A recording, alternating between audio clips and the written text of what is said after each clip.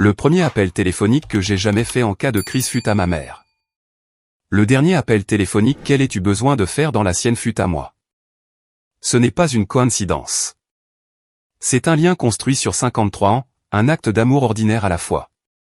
Rebecca Watson n'était pas une femme compliquée. Elle n'avait pas besoin de l'être. C'était le genre de mère qui venait à chacun de mes matchs de petite ligue avec une chaise pliante qu'elle apportait elle-même, qui préparait mon déjeuner jusqu'à ce que je sois assez grand pour en avoir honte, et qui restait éveillée à chaque fois que je rentrais tard. Non pas pour me punir, mais parce qu'elle ne pouvait tout simplement pas dormir tant qu'elle ne savait pas que j'étais en sécurité. C'était elle. C'était toujours elle. L'amour n'était pas quelque chose dont Rebecca Watson parlait. C'était quelque chose qu'elle faisait, quotidiennement, discrètement, sans tenir de compte. Lorsque mon père est décédé il y a 12 ans, un mercredi matin de novembre, le genre de jour qui change en permanence la couleur d'un mois, elle ne s'est pas effondrée. Elle a fait son deuil comme elle faisait tout le reste, avec dignité, le menton haut. Elle a vendu une voiture pour couvrir les frais d'enterrement sans me le dire avant que ce ne soit fait. Elle a maintenu la maison avec un revenu fixe, et a quand même réussi à avoir un repas chaud sur la table tous les dimanches pour quiconque se présentait. Elle ne m'a jamais appelé pour dire qu'elle avait des difficultés, pas une seule fois, en 12 ans. Alors, comprenez, quand Rebecca Watson m'a appelé à 7h42 un mercredi matin et a dit que sa poitrine lui semblait bizarre, je n'ai pas hésité. Je n'ai pas calculé. Je n'ai pas pesé mes options car 53 ans de l'amour de cette femme ne produisent pas un homme qui hésite. Cela produit un homme qui agit, immédiatement, sans question, sans condition. Ce à quoi cela ne vous prépare pas, c'est la personne qui se tient entre vous et la porte. Bienvenue à Dad's Revenge. Installez-vous car celle-ci va vous emmener quelque part. Laissez un commentaire et dites-moi d'où vous regardez. Appuyez sur le bouton j'aime et assurez-vous d'être abonné. Croyez-moi, vous allez adorer ici. Laissez-moi revenir en arrière. Je m'appelle Wesley Watson. J'ai 53 ans. Je suis entraîneur de baseball pour les jeunes le week-end, et j'ai été le genre de mari qui pensait que maintenir la paix était la même chose que d'avoir la paix. J'avais tort. Il m'a fallu un certain temps, mais j'y suis arrivé. C'était un mercredi 14 janvier, 7h42 du matin. Je me souviens de l'heure exacte parce que j'étais dans la cuisine à regarder le café s'écouler, lentement, comme s'il ne voulait pas non plus que la journée commence, quand mon téléphone a vibré sur le comptoir. Maman. J'ai décroché à la deuxième sonnerie. Wesley. Sa voix était faible, pas sa voix habituelle. Rebecca Watson ne faisait pas dans la faiblesse. Cette femme avait survécu à un mari, à une récession et à une prothèse de hanche sans demander quoi que ce soit à personne. Maman, tu vas bien? Je ne voulais pas te déranger. Voilà. 82 ans et toujours à s'excuser d'exister. C'est drôle comme, ai-je dit, déjà en mouvement vers le couloir. Juste une oppression, et mon bras gauche continue de partir. Elle s'est arrêtée. Maman. Je suis sûr que ce n'est rien. Maman, arrête. J'arrive. J'ai raccroché et je suis resté là pendant exactement 3 secondes. Ma voiture, un Chevy Silverado 2019, était chez Kowalski & Auto sur Flatbush Street. Alternateur, ils avaient appelé hier. Elle ne serait pas prête avant vendredi au plus tôt. D'accord, réfléchis, Wesley, réfléchis. La voiture d'Eve, un Honda CR-V argenté, assise, imposante et tranquille dans l'allée. Plein d'essence. Elle l'avait rempli elle-même lundi. Eve était à l'étage. J'entendais la douche couler. Cette longue et luxueuse douche de 30 minutes qu'elle prenait tous les matins comme si elle se préparait pour une séance photo. Je suis allé au bas de l'escalier. Eve. La douche a continué à couler. Eve. L'eau s'est arrêtée. Une longue pause. Quoi? Pas un quoi de concernement. Un quoi de ça a intérêt à être important. J'ai besoin d'emprunter ta voiture. Ma mère a des douleurs thoraciques. J'ai besoin de l'emmener à Saint-Francis. Je reviens tout de suite. Silence. Pas le genre où quelqu'un réfléchit. Le genre où quelqu'un a déjà décidé et est juste en train de décider comment le dire. Elle est apparue en haut de l'escalier 30 secondes plus tard. Une serviette sur la tête, un peignoir noué à la taille, le visage complètement illisible. Wesley, je ne peux pas aujourd'hui. Eve, ma mère a des douleurs thoraciques. Son bras gauche. J'ai entendu. Elle s'est appuyée contre l'encadrement de la porte, a croisé les bras. Appelle une ambulance. Elle n'aime pas les ambulances. Tu sais ça. Elle a eu une mauvaise expérience quand papa. Alors appelle quelqu'un d'autre. Elle se retournait déjà vers la chambre. J'ai un dîner avec Johan et les filles ce soir, et j'ai encore une journée de travail complète. Je ne vais pas passer toute ma journée assise dans une salle d'attente d'hôpital. Je suis resté, complètement immobile. A-t-elle juste? Eve. Ma voix est sortie plus doucement que je ne m'y attendais. Son bras gauche s'engourdit. Elle s'est arrêtée, s'est tournée à moitié, et m'a regardé avec une expression que je n'oublierai jamais de ma vie. Pas de l'inquiétude, pas de la culpabilité, de l'inconvénient. C'est ta mère, Wesley, pas la mienne. Une pause. Débrouille-toi. Débrouille-toi. Elle est retournée dans la chambre. La porte n'a pas claqué. Cela a presque aggravé les choses. Un claquement aurait signifié de l'émotion. Elle l'a juste fermé doucement, comme si elle m'avait dit que nous n'avions plus de lait. Comme si le bras gauche d'une femme de 82 ans s'engourdissant était un problème d'emploi du temps mineur pour lequel elle n'avait pas de place. Je suis resté là un instant. Juste un instant. Puis j'ai sorti mon téléphone. Clinton Webb habitait 4 maisons plus loin dans la même rue.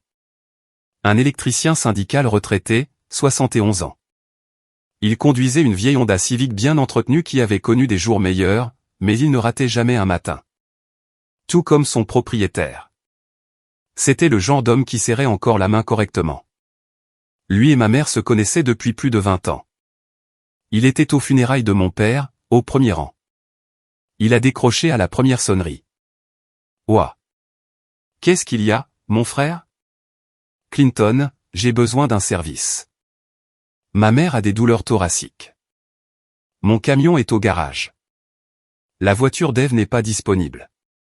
Peux-tu nous emmener à Saint-Francis? Pas même une pause. Donne-moi 4 minutes. Je m'arrête devant. C'est tout. Pas de négociation, pas de conditions, pas de plan de dîner à vérifier. 4 minutes. J'ai rappelé maman immédiatement. J'arrive, maman. Clinton conduit. Tu n'as rien à faire. Ouvre juste la porte d'entrée et assieds-toi. Tu m'entends? Assieds-toi. Wesley, je ne veux vraiment pas faire d'histoire. Maman. Oui. Assieds-toi. Un petit bruit. Presque un rire. D'accord, bébé. Clinton s'est arrêté en 3 minutes et 40 secondes. J'ai compté. Le trajet jusqu'à l'hôpital Saint-Francis sur Woodland Street a pris 9 minutes. Maman était assise à l'arrière avec moi, sa petite main dans les deux miennes, portant son bon manteau bleu comme si elle allait quelque part d'important, car c'était le cas. Elle n'a pas cessé de s'excuser tout le long du trajet. Je suis désolé de t'avoir fait sortir, Clinton. Ce n'est rien. Je regardais les nouvelles de toute façon. C'était quelque chose de bien? Rien ne l'est jamais. Elle a ri, vraiment ri, et j'ai regardé par la fenêtre le matin de Hartford, et j'ai ressenti 2 choses exactement en même temps. La gratitude. Pour Clinton. Et autre chose. Quelque chose de froid et de silencieux. Pour Eve. Je ne l'ai pas encore examiné. Je l'ai juste laissé là. Saint-Francis était très fréquenté pour un mercredi matin. Nous nous sommes enregistrés aux urgences à 8h27 du matin. Une infirmière nommée Beverly, aux épaules larges, pragmatique, le genre de femme qui avait tout vu 2 fois, a installé maman dans une chambre en 15 minutes. Le médecin de garde était un grand homme nommé Dr Raymond Cole. Voix calme, main délibérée. Il ne s'est pas pressé. Madame Watson, je veux faire un électrocardiogramme et vérifier vos taux d'enzymes. Les symptômes que vous décrivez, nous ne les ignorons pas à votre âge. Maman m'a regardé. Ses yeux me demandaient si elle devait avoir peur. Faites tout ce qu'il dit, maman, lui ai-je dit. Elle a hoché la tête. Puis elle a levé la main et a touché mon visage. Tu es venu, a-t-elle dit, simplement, comme si elle n'avait pas été complètement sûre que je le ferais. Cela m'a presque brisé. Maman, je viendrai toujours. Elle m'a tapoté la joue 2 fois, s'est allongée sur l'oreiller et a fermé les yeux. Je suis resté assis dans cette salle d'attente pendant 2h40. Une chaise en plastique, un mauvais éclairage, une télévision installée dans un coin diffusant un jeu télévisé en sourdine. J'ai bu le pire café de ma vie d'une machine près de l'ascenseur et je n'en ai pas goûté une seule gorgée. Eve n'a pas envoyé un seul SMS. Pas même, elle va bien? À 11h04, le docteur Cole est venu me trouver. Son visage était mesuré, pas alarmé, mais sérieux. Monsieur Watson, votre mère a eu ce que nous appelons un événement cardiaque léger. Pas une crise cardiaque complète, mais son corps la prévenait. Nous voulons la garder en observation, faire quelques tests supplémentaires, ajuster ses médicaments. Mais elle est stable? Elle est stable. Elle demande aussi s'il y a une télévision dans sa chambre. J'ai ri, vraiment ri. C'est elle. Puis-je la voir? Donnez-nous 20 minutes pour l'installer. Je me suis rassis, j'ai mis mes coudes sur mes genoux, j'ai regardé le sol. Débrouille-toi, avait dit Eve. Débrouille-toi. Pendant qu'elle dînait avec Johan et les filles, pendant que le cœur de sa belle-mère envoyait des signaux de détresse. Je me suis débrouillé, d'accord. J'ai sorti mon téléphone et j'ai appelé Clinton, qui avait attendu sur le parking tout le temps comme l'homme qu'il était. Elle est stable, lui ai-je dit. Dieu merci, a-t-il dit, et il le pensait. Clinton, merci. Ouah. Sa voix était ferme, douce. C'est ce que les gens font. J'ai laissé cette phrase planer un instant dans l'air. Certaines personnes. Je suis resté avec maman jusqu'à 16h. Nous avons regardé la moitié d'un jeu télévisé, avec le son cette fois-ci, et elle m'a battu 2 fois à un jeu de mots qu'elle a inventé sur le moment, impliquant l'équipement hospitalier et les capitales d'État. Elle était plus vive que moi-même dans ses pires jours. Toujours. À 15h47, juste avant mon départ, elle m'a repris la main. Wesley. Sa voix avait changé. Cette voix mince du matin avait disparu. C'était son autre voix, celle qu'elle utilisait quand elle voulait dire quelque chose. Oui, maman. Eve n'est pas venue. Ce n'était pas une question. Je n'ai pas répondu tout de suite. Elle avait des projets de dîner. Juste mon nom. C'est tout ce dont elle avait besoin. Je l'ai regardée. 82 ans. Manteau bleu soigneusement plié sur la chaise. Yeux aussi clairs qu'il l'avait jamais été. Elle est allée dîner, maman, ai-je dit doucement. Avec ses amis. Les mots sont tombés dans cette chambre d'hôpital comme quelque chose tombé d'une grande hauteur. Maman n'a pas halté, n'a pas élevé la voix, n'a pas dit un seul mot sur Eve Watson. Elle a juste hoché la tête lentement, a regardé vers la fenêtre. La lumière de l'après-midi frappait parfaitement le skyline de Hartford. Doré, calme et fatigué. Elle n'a rien dit d'autre, mais j'ai vu quelque chose traverser son visage. Quelque chose qui ressemblait beaucoup à une décision. Je lui ai embrassé le front à 16h02. Je suis sorti de l'hôpital Saint-Francis dans l'air froid du Connecticut. Clinton est revenu me chercher. Nous sommes rentrés chez nous dans un silence confortable. Et quelque part sur Blue Hills Avenue, avec les feuilles de chêne qui volaient devant le pare-brise comme si le monde se débarrassait de quelque chose dont il n'avait plus besoin, j'ai réalisé que je n'étais pas en colère contre Eve. J'en avais fini. Si vous écoutez depuis un certain temps, faites-nous une petite faveur rapide. Abonnez-vous. Beaucoup de gens regardent sans jamais le faire, mais cela ne vous coûte rien et cela signifie tout pour nous. Appuyez sur le bouton j'aime pendant que vous y êtes et laissez vos réflexions dans les commentaires. Certaines personnes passent leur vie entière à faire des retraits de relations dans lesquelles elles n'ont jamais pris la peine de faire de dépôt. Eve avait découvert depuis des années. Jeudi 15 janvier, 6h58 du matin. Je me suis réveillé avant le réveil. C'est comme ça que l'on sait que quelque chose pèse sur la poitrine et que le sommeil n'a pas pu enlever. Je suis resté allongé sur mon côté du lit, le côté gauche, toujours le gauche. 11 ans et je dormais encore comme si je laissais de la place à quelqu'un qui voulait être là, et je fixais le plafond. Eve dormait encore. Cheveux étalés sur l'oreiller, respiration lente et régulière, complètement indifférente. La femme aurait pu dormir à travers un verdict. Je me suis levé doucement, je suis descendu, j'ai fait du café. Oui, avec la machine bruyante, et non, je ne m'en suis pas senti mal. Pas du tout. Elle a choisi le dîner plutôt que le bras gauche de ma mère qui s'engourdissait. Elle pouvait supporter la machine à café. Je me suis assis à la table de la cuisine et j'ai regardé le matin arriver par la fenêtre au-dessus de l'évier. Mon téléphone était posé face contre terre sur la table. Je l'ai retourné. Pas de message de Saint-Francis. Pas de nouvelle était une bonne nouvelle à 7 heures. J'ai pensé à maman, à la façon dont elle avait l'air dans ce lit d'hôpital. Petite contre l'oreiller, son bon manteau bleu plié sur la chaise comme si elle s'était habillée pour l'occasion d'être malade, à la façon dont elle a touché mon visage et dit « Tu es venu », comme si elle n'avait pas été complètement sûre que je le ferais. Tu es venu. 2 mots. 82 ans d'amour condensés en 2 mots, et ils m'ont presque brisé de nouveau assis à cette table de cuisine avec mon café qui refroidissait. Elle est toujours venue pour moi, à chaque fois, sans question, sans condition. Le moins, le strict minimum que je pouvais faire était de venir pour elle. J'étais à ma 2e tasse quand j'ai entendu Ève dans l'escalier.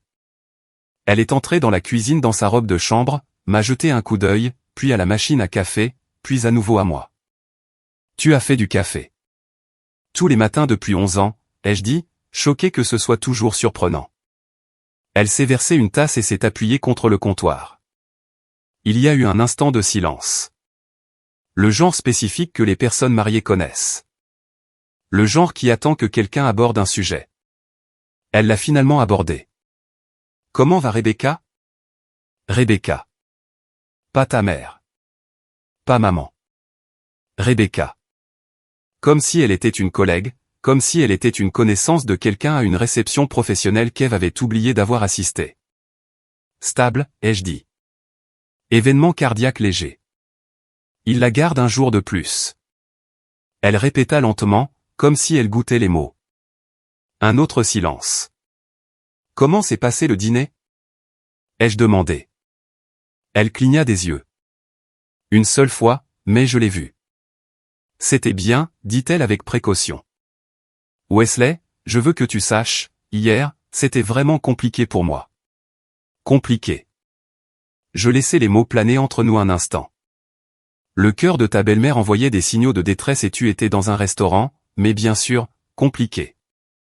Wesley. Ève. J'ai dit son nom de la même manière que ma mère avait dit le mien la veille. Juste le mot. Juste le nom. Plat et définitif. Elle s'est arrêtée. Je ne fais pas ça en ce moment, ai-je dit. J'essaie juste d'expliquer. Je sais. Je me suis levé, j'ai rincé ma tasse. Je t'ai entendu la première fois. Hier, en bas des escaliers. J'ai pris mon téléphone, ma veste, mes clés, mes doubles de clés, car mon camion était toujours chez Kowalski, et je suis allé à la porte. Où vas-tu? A-t-elle demandé. Voir ma mère. Je n'ai pas regardé en arrière. Clinton m'a encore conduit. Il n'a pas posé de questions, n'a pas donné d'avis, a juste conduit, une main sur le volant, une vieille station de musique country jouant doucement à la radio. Il existe un type d'amitié spécifique qui n'a pas besoin de mots pour fonctionner. Clinton et moi avions cela. Toujours eu. Nous nous sommes garés à Saint-Francis à 8h40 du matin. Je serai là, dit-il. Clinton, mec, tu n'es pas obligé. Ouah. Il me regarda par-dessus ses lunettes. Je serai là. Certaines personnes se présentent. Notez qui elles sont. Écrivez-le quelque part de façon permanente. Maman était assise quand je suis entré dans sa chambre. La couleur est revenue sur son visage. La voix faible a complètement disparu. Elle portait sa propre chemise de nuit. Elle a refusé la blouse d'hôpital après la première nuit, ce que, honnêtement, j'ai profondément respecté, et elle avait ses lunettes de lecture. Un livre de mots croisés ouvert sur ses genoux. Cette lettre, dit-elle la seconde où j'entrais. Trahison. Je m'arrêtai dans l'embrasure de la porte, la fixai. Elle leva les yeux par-dessus ses lunettes avec l'air le plus sérieux que j'ai jamais vu sur un être humain. Pour les mots croisés, Wesley. J'ai ri si fort que l'infirmière a jeté un œil depuis le couloir. Parfait, dis-je en m'affalant sur la chaise à côté de son lit. PARFAIT, elle compta les cases, l'écrivit, hocha la tête avec une profonde satisfaction. Tu as toujours été le plus intelligent. Je suis ton enfant unique, maman. Et toujours le plus intelligent. Nous sommes restés comme ça un moment. Facile.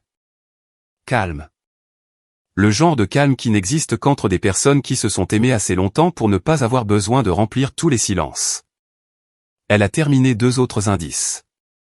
J'ai bu le terrible café de l'hôpital et je ne me suis pas plaint car être dans cette chambre avec elle, même sur une chaise en plastique dur, buvant quelque chose qui avait le goût du regret, était exactement là où je voulais être. Où je voudrais toujours être. Puis elle a fermé le livre, l'a posé sur la table de chevet, a joint ses mains sur ses genoux. C'est parti. Je veux appeler Paul ce matin, dit-elle. Paul Logan. Monsieur Paul Logan, avocat, comté de Hartford, 31 ans de pratique. Il avait géré la succession de mon père. Il avait rédigé le testament de maman il y a 6 ans. Homme intelligent. Précis. Le genre d'avocat qui écoutait plus qu'il ne parlait, ce qui, d'après mon expérience, était plus rare qu'il ne devrait l'être. J'ai gardé ma voix prudente. D'accord. J'ai réfléchi, dit-elle, depuis hier soir. Maman, tu n'as pas à le faire. Wesley Andrew Watson. Nom complet. Les 3. Je n'avais pas entendu les 3 depuis que j'avais 17 ans et que je rentrais à la maison 40 minutes après le couvre-feu. Ne finis pas cette phrase. J'ai fermé la bouche. Elle m'a regardé avec ses yeux clairs et fixes. La lumière de Hartford traversait à nouveau la fenêtre, plus douce ce matin. Elle la rendait plus jeune d'une certaine manière, ou peut-être la rendait-elle simplement exactement elle-même. Exactement comme la femme qui avait préparé mon déjeuner et était restée éveillée à m'attendre, et avait vendu une voiture sans me le dire, et avait préparé les dîners du dimanche pendant 34 ans sur Maplewood Drive. Ma mère. La chose la plus constante de ma vie. J'ai travaillé toute ma vie, dit-elle doucement. Ton père et moi, nous avons économisé et nous nous sommes privés pour que ce que nous avons construit ait un sens. Pour que cela aille quelque part qui compte. Une pause. Aux personnes qui se sont présentées. Je n'ai pas dit un mot. Eve ne s'est pas présentée, Wesley. Je sais. Pas seulement hier. Elle a repris son livre de mots croisés. Pas pour y travailler, juste pour tenir quelque chose. Pas aux funérailles de ton père, au repas. Pas quand j'ai eu ma chirurgie de la hanche et que j'avais besoin de trajet pour la physiothérapie. Pas à Noël il y a 2 ans quand j'ai eu cette grippe et que tu as dû quitter le dîner pour venir me voir. Elle a levé les yeux. Et pas hier quand mon cœur lâchait. Elle est allée dîner. Chaque exemple tombait comme une pierre dans l'eau calme, tombant lentement, s'enfonçant profondément. Parce qu'elle avait raison. Elle avait toujours eu raison, et j'avais inventé des excuses pendant des années. Maman, je ne suis pas en colère, dit-elle. Et la chose remarquable était qu'elle ne l'était pas. Sa voix était complètement calme, aussi stable qu'une main sur une Bible. Je suis juste précise. Elle a cherché son téléphone sur la table de chevet, a trouvé le petit morceau de papier plié à l'intérieur de son étui à lunettes. Un numéro de téléphone écrit de sa main, net et délibéré. Monsieur Paul Logan, ligne directe. Elle était venue préparée. Ma mère ne prenait pas de décisions impulsives. Cela s'était construit plus longtemps qu'un seul séjour à l'hôpital. Voulez-vous que je sorte, ai-je demandé. Elle y a réfléchi un instant. Puis, non. Reste. Reste. Un mot, et tout en moi est devenu immobile et reconnaissant. Elle a composé le numéro à 9h22 du matin.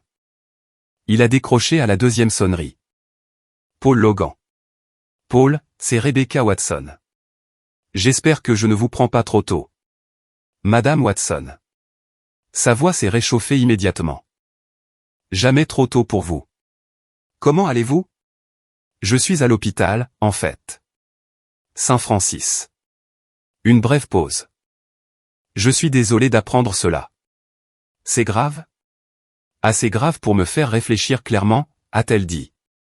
Et même à ce moment, même en appelant son avocat depuis un lit d'hôpital le matin après un événement cardiaque, il y avait de la dignité dans sa voix, de la grâce. Le genre qui ne peut pas être simulé. Le genre qui se construit sur 82 ans à faire ce qu'il faut, même si cela coûte quelque chose. Paul, j'ai besoin de mettre à jour mes documents. Le testament en particulier. Silence de sa part. Silence professionnel. Absorbant, pas un blocage. Bien sûr. Voulez-vous que je vienne à vous s'il vous plaît? Aujourd'hui si possible. J'ai des changements très spécifiques à l'esprit. Je peux être là à 14 heures. Parfait. Elle me jeta un coup d'œil. Mon fils sera là. Très bien, Madame Watson. Je vous vois à 14 heures. Elle raccrocha, posa le téléphone, reprit ses mots croisés. Juste comme ça. Comme si elle n'avait rien changé. Comme si elle ne m'avait pas aimé de la manière la plus puissante et la plus permanente qu'une mère puisse. Je suis resté assis un instant. La gorge serrée, les yeux stables, à peine. Maman. Ma voix est sortie plus doucement que prévu. Tu n'es pas obligé de faire ça pour moi. Elle n'a pas levé les yeux des mots croisés. Je ne le fais pas pour toi, Wesley. Elle a rempli une lettre. Calme, délibéré. Je le fais parce que j'ai gagné le droit de décider où va le travail de ma vie, et j'ai décidé. Elle leva les yeux par-dessus ses lunettes. D'autres questions? J'en avais environ 40. Je n'en ai posé aucune. Non, madame. Bien. Elle retourna au puzzle. Maintenant, va me chercher quelque chose de comestible à la cafétéria. Tout ce qu'ils m'ont apporté pour le petit déjeuner a le goût d'une décision que quelqu'un a regrettée. Et juste une seconde, juste une, je l'ai regardée. Cette femme petite, vive, magnifique dans sa propre chemise de nuit, dans une chambre d'hôpital de Hartford, remplissant des réponses de mots croisés comme si le monde ne lui devait rien et qu'elle lui devait tout, et j'ai passé 53 ans à essayer d'être digne d'elle. J'espère que j'y arrive. Monsieur Paul Logan est arrivé à 13h58. Costume anthracite, mallette en cuir, cheveux argentés coupés courts. Il me serra fermement la main, acquiesça comme un homme qui comprenait le poids des pièces, et s'assit en face de ma mère avec un bloc-notes jaune et un stylo qui coûtait probablement plus cher que mon alternateur. Je m'assis dans le coin, silencieux, immobile, témoin. La conversation entre dura 47 minutes. Je ne mettrai pas chaque mot ici. Certaines choses méritent leur intimité. Mais je vais vous dire ceci. Au moment où Paul Logan a refermé son stylo et rangé son bloc-notes dans sa mallette, le document sur lequel Eve Watson comptait silencieusement depuis 11 ans de mariage avait été fondamentalement, irrévocablement et légalement réécrit. La maison sur Maplewood Drive que maman possédait entièrement, payée en 2009, Wesley. Les comptes de placement que mon père avait mis 30 ans à construire, Wesley.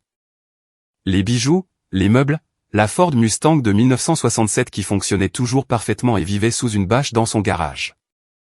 La voiture que mon père avait passé 4 ans à restaurer de ses propres mains. La voiture qui sentait comme lui les jours chauds quand on ouvrait la porte du garage. Wesley. Et $20 000 spécifiquement destinés au refuge pour animaux de Hartford sur Brenner Road. Parce que Rebecca Watson y avait fait du bénévolat tous les 3e samedis pendant 11 ans. Parce que c'était le genre de femme qu'elle était. Le nom d'Eve est apparu exactement 0 fois. Pas mon problème, avait dit quelqu'un un jour. Il s'avère que c'est exact. Quand Logan se leva pour partir, il me serra de nouveau la main à la porte.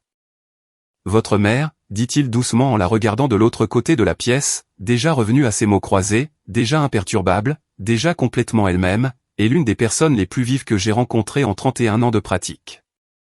Je la regardais aussi. Oui, dis-je. Je sais. J'ai toujours su. J'ai quitté l'hôpital à 16h30. Clinton était là pour me ramener à la maison. Je suis monté, j'ai fermé la porte. Il m'a regardé, allume mon visage comme le font les vieux amis, ne cherchant pas d'informations, vérifiant juste que j'étais toujours debout. Tout va bien? Oui, ai-je dit doucement. Tout est exactement comme il se doit. Il hocha la tête, enclencha la marche avant. Nous avons quitté Saint-Francis et sommes retournés vers Asylum Avenue. Mon téléphone était dans ma poche, silencieux. Elle n'avait pas appelé une seule fois de toute la journée. Elle n'en avait aucune idée. Absolument aucune idée. Mais elle le saurait. Vendredi 16 janvier, 8h14 du matin. J'étais chez Kowalski S Auto sur Flatbush Street quand ça a commencé. Mon camion était enfin prêt. Nouvel alternateur, vidange d'huile que Danny Kowalski a offerte parce que nos enfants avaient joué ensemble à la petite ligue et c'est ce que les voisins faisaient. Et un nouveau jeu d'essuie-glace que je n'avais pas demandé. J'étais au comptoir en train de signer la facture quand mon téléphone a vibré. Eve. Je l'ai laissé sonner. Pas par stratégie. Pas encore. Je n'avais juste rien à dire. Rien qui ne tomberait comme il le fallait. Pas encore. J'ai glissé le téléphone dans ma veste, j'ai fini de signer, j'ai serré la main de Danny et je suis sorti dans le matin de Hartford. L'air était vif et froid et complètement honnête. J'ai démarré le moteur, l'ai laissé chauffer, je suis resté là à regarder ma respiration embuer le pare-brise, et j'ai pensé à maman. La ramener à la maison sur Maplewood Drive où elle était à sa place. L'installer dans sa cuisine avec son thé et ses mots croisés et sa dignité entièrement intacte. C'était le but d'aujourd'hui. Pas Eve. Pas les appels. Rien de tout ça. Aujourd'hui, il s'agissait de ramener ma mère à la maison. Mon téléphone a de nouveau vibré. Eve. Encore. Puis une troisième fois. Puis une quatrième. Puis une cinquième. Il se passe quelque chose. Je suis sorti de chez Kowalski et me suis dirigé vers Saint-Francis. J'avais une mère à ramener à la maison. Elle était prête quand je suis arrivé. 8h53 du matin. Manteau bleu, petit sac de nuit soigneusement emballé. Beverly l'infirmière marchait à côté d'elle et une autre infirmière tenait le fauteuil roulant obligatoire. Politique hospitalière, absolument non négociable. Maman avait déjà discuté et perdu avec une grâce caractéristique. Elle s'est levée du fauteuil roulant dès qu'elle a franchi les portes automatiques. Je peux marcher jusqu'au camion de mon fils, a-t-elle annoncé à personne en particulier et à tout le monde à portée de voix. J'ai eu un événement cardiaque, pas une ablation de la personnalité. Beverly a ri. Le vrai rire, pas le rire professionnel. Elle a pris la main de maman dans les deux siennes et l'a tenue un instant. Prenez soin de vous, Madame Watson. Je le fais toujours, bébé. Maman lui a serré la main. Vous êtes une bonne personne. Ne laissez personne vous dire le contraire. Beverly a serré les lèvres, on aurait dit qu'elle luttait contre quelque chose. Puis elle hocha la tête et recula. Même en blouse d'hôpital, métaphoriquement parlant, ma mère laissait les gens meilleurs qu'elle ne les avait trouvés. Je tenais la portière passager ouverte. Elle est montée lentement, prudemment, mais indépendamment, ce qui comptait pour elle plus que n'importe quel médicament, n'importe quelle instruction, n'importe quel ordre du médecin. Son indépendance était la dernière chose qu'elle abandonnerait et nous le savions tous les deux. J'ai fermé la porte, j'ai fait le tour, je suis monté. Elle a regardé mon téléphone posé face visible dans le porte-gobelet, s'illuminant toutes les 30 secondes. Eve. Eve. Eve. 11 appels manqués avant 9h du matin. Maman n'a rien dit. Elle a juste mis sa ceinture de sécurité et a souri faiblement par la fenêtre. Comme quelqu'un qui avait pris une décision et qui était complètement en paix avec elle. Je l'ai d'abord ramenée chez elle sur Maplewood Drive. La coloniale blanche au volet vert était tranquille et familière au bout du pâté de maison. La maison où j'avais appris à faire du vélo dans l'allée. Où j'avais fait mes devoirs à la table de la cuisine. Où mon père avait bâti une vie, brique par brique, avec soin. Et l'avait laissé debout quand il est parti. Le chêne dans le jardin avait perdu la plupart de ses feuilles. Le porche était balayé. Le paillasson disait la maison en lettres décolorées qui était là depuis si longtemps que ni l'un ni l'autre ne le remarquions plus. Mais je l'ai remarqué aujourd'hui. Je l'ai fait entrer, lui ai fait du thé.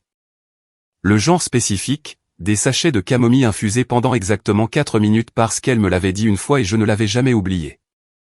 J'ai vérifié le thermostat, vérifié le réfrigérateur, j'ai passé en revue les nouveaux médicaments du docteur Colin par un, lisant les étiquettes à voix haute pendant qu'elle écoutait, les mains enveloppées autour de sa tasse.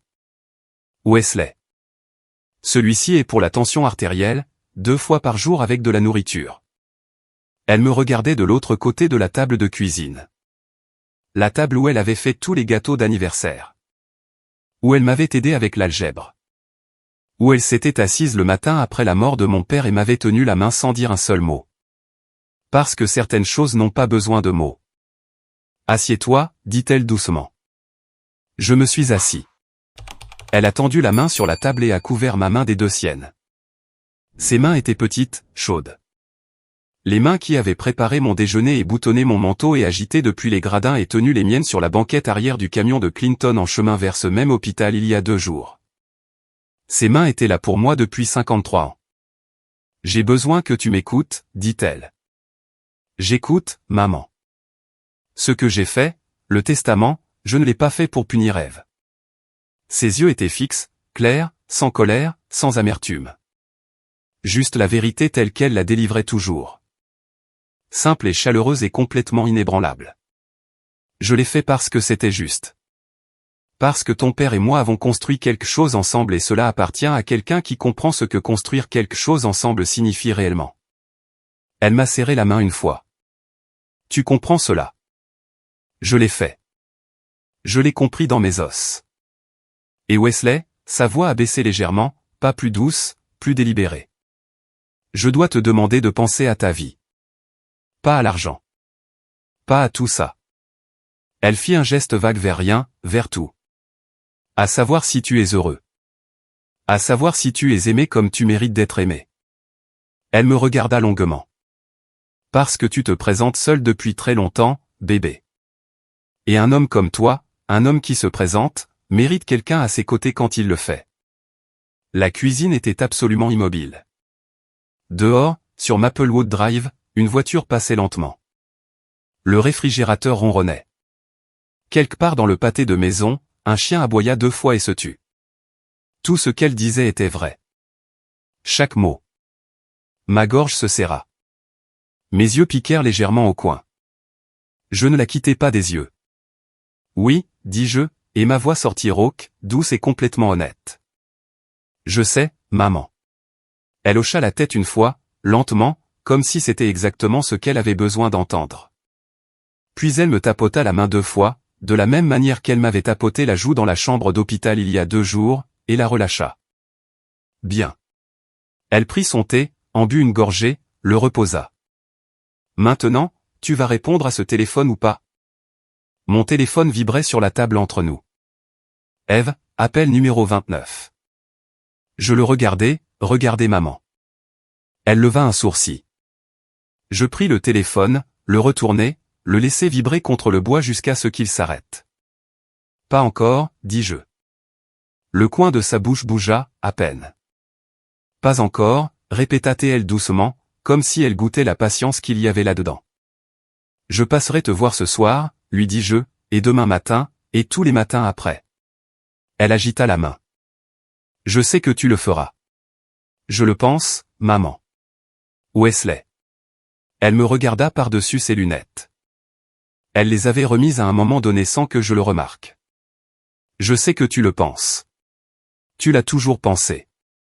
J'ai quitté Maplewood Drive à 13h15, j'ai conduit jusqu'à Asylum Avenue, je me suis garé dans l'allée derrière le CRV argenté d'Ève, je suis resté dans mon camion 1 minute entière.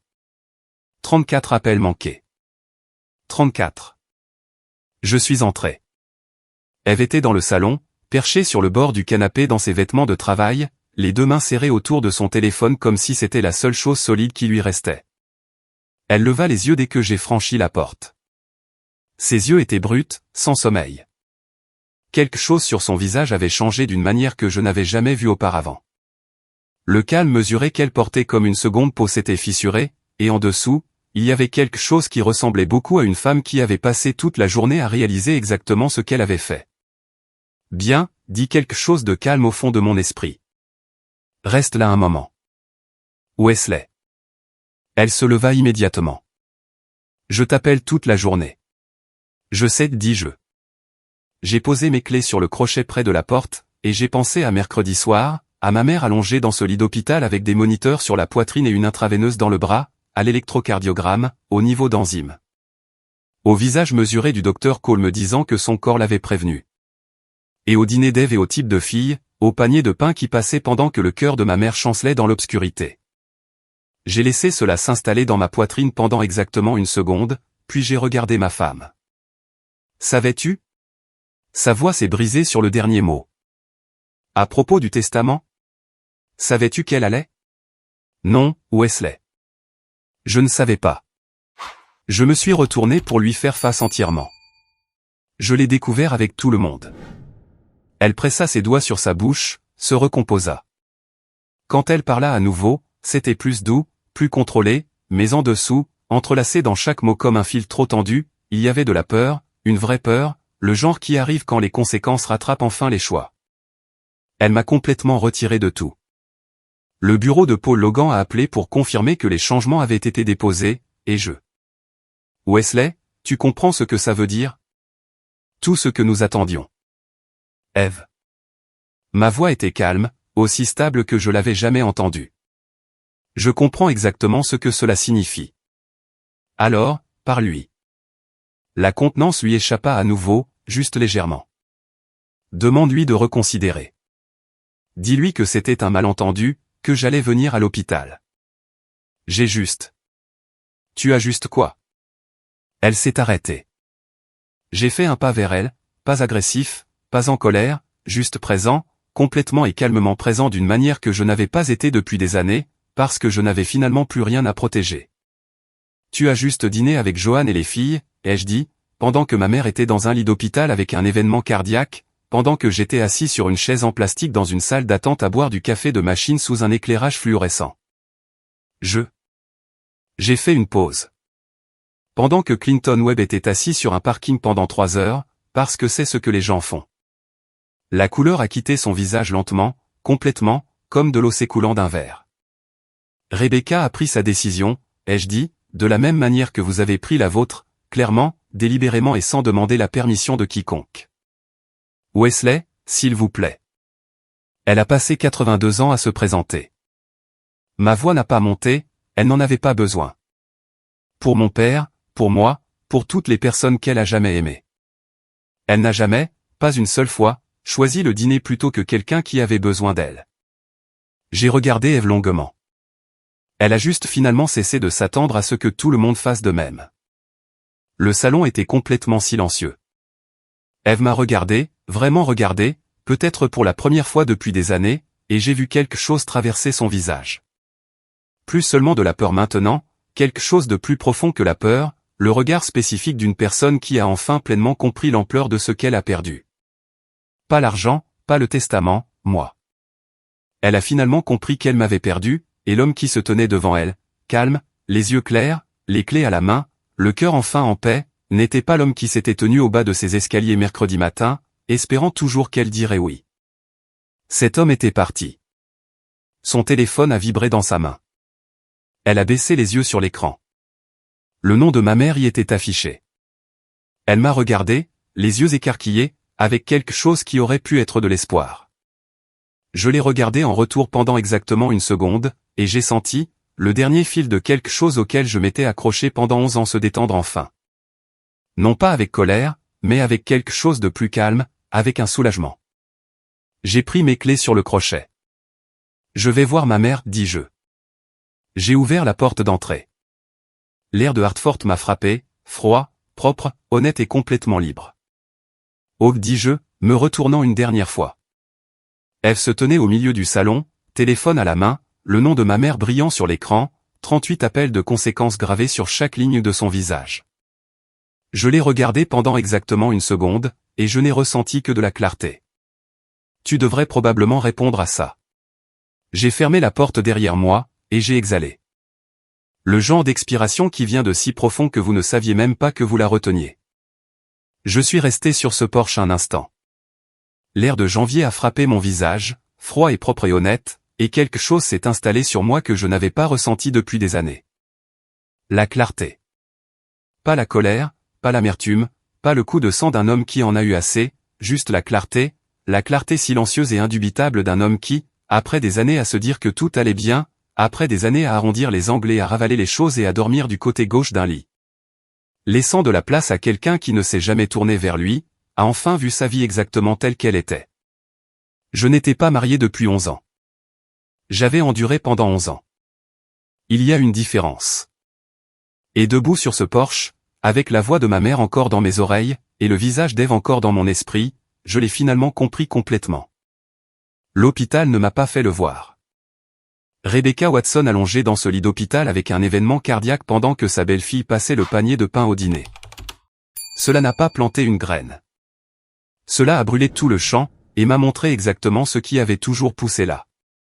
Je suis allé à mon camion, j'ai démarré le moteur.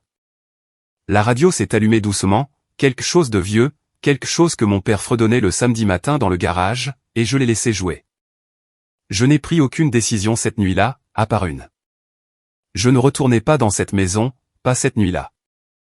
Et quelque part, à l'endroit où un homme sait les choses avant d'être prêt à les dire à voix haute, je savais que ce n'était pas seulement cette nuit-là.